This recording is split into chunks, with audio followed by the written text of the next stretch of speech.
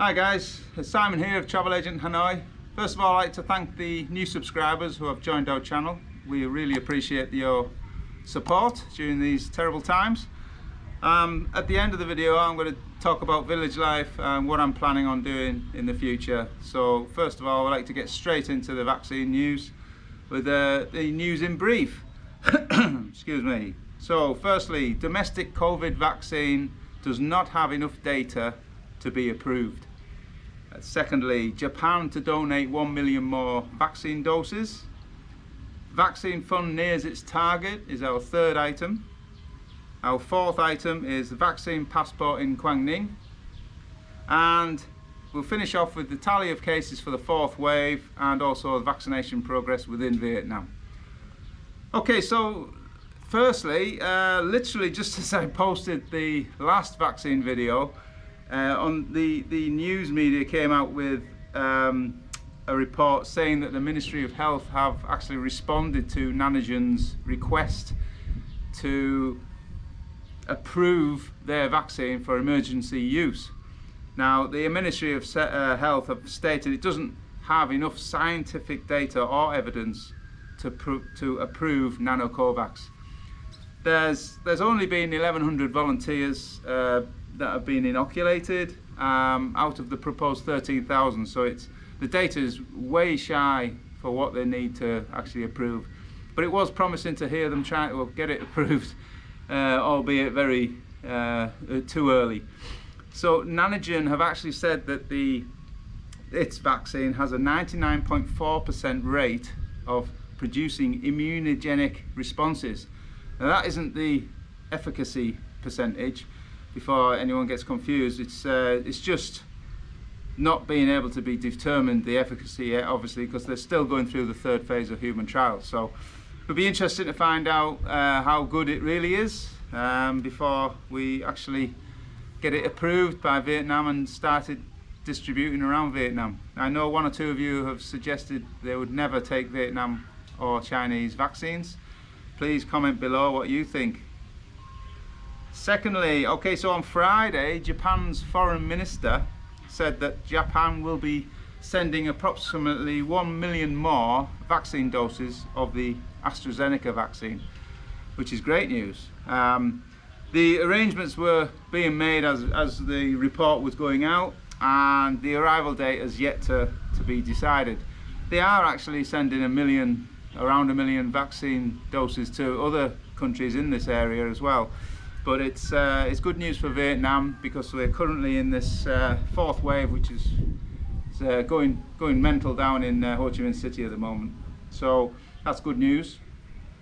Now the third item, the current vaccine fund tally is at around 22 trillion Vietnam dong, which is around $956 million.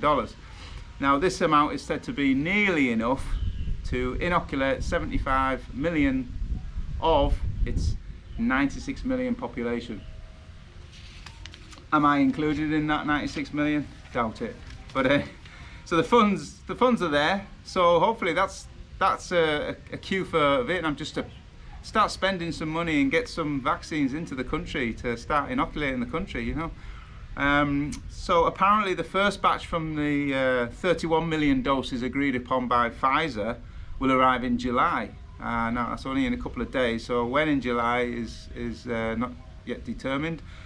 Let's hope it's a substantial amount and not just coming in dribs and drabs. Okay, so vaccine passport, is it here? Is it going to work? Is it going to happen? Who knows, guys. So the latest news regarding the vaccine passports, it had me initially excited when it was talked about for Phu Quoc. You know, Phu Quoc being an island that has been able to contain the virus excellently, with a strict border control for people entering and leaving by air or sea, by the ferries, then it was quite exciting to think that it would happen there. But the latest vaccine passport news is mentioning Quang Ninh, and they're going to use it in July, the whole of July. Now, you've got to be careful what you say or what you read, you've got to really read between the lines, and when you really read the article, it's not tourists, it's not foreign tourists, it's foreign entrants. So they've used the word quite cleverly, if you like. Some people may think this is a vaccine passport for foreign tourists to come to Vietnam and everything's hunky-dory again. But Quang Ninh being land-based and difficult to control borders and things, I couldn't have seen how this would work more than it would in Phu Quoc. Now Phu Quoc may still go ahead. I'm looking forward to that, and hopefully this is for foreign tourists and not just foreign entrants. I think foreign entrants is, you're looking at repatriated Vietnamese and also business and investors, foreign investors coming in. So I won't get too excited about this yet, but it's a step in the right direction for Vietnam.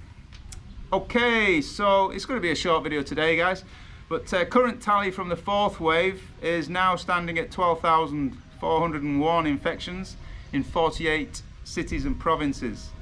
Bac Giang is still leading that count at 5,632, followed by Ho Chi Minh, unfortunately, now at 3,280 as of this morning. So that's disappointing news with the statistics there. Now, with the vaccination progress, inoculations are creeping up. Around 3.38 million have had at least one dose, but only 157,136 have had two. So this is quite disappointing, the speed, but obviously with the vaccines not coming in so quickly and regularly, it is going to be pretty slow. So I'll throw up the graph now so you can see the comparison between Vietnam, Thailand, Laos, Cambodia, Singapore, and Indonesia, Malaysia, and see how quickly the other countries are doing it and how quickly we are, or how far behind Vietnam are. Do remember that it's delayed by a couple of days, so just to let you know that. Okay, so that's it for the vaccine news really. Now what I've been doing lately, I've been filming quite a lot of Vietnam village life, and that's the reason why I've not been doing so many Travel Agent Hanoi videos. I mean, Travel Agent Hanoi is monetized, it brings in about $1.50, $2, so I'm not pushing for many videos, like everyday videos like some YouTubers. That's not my goal.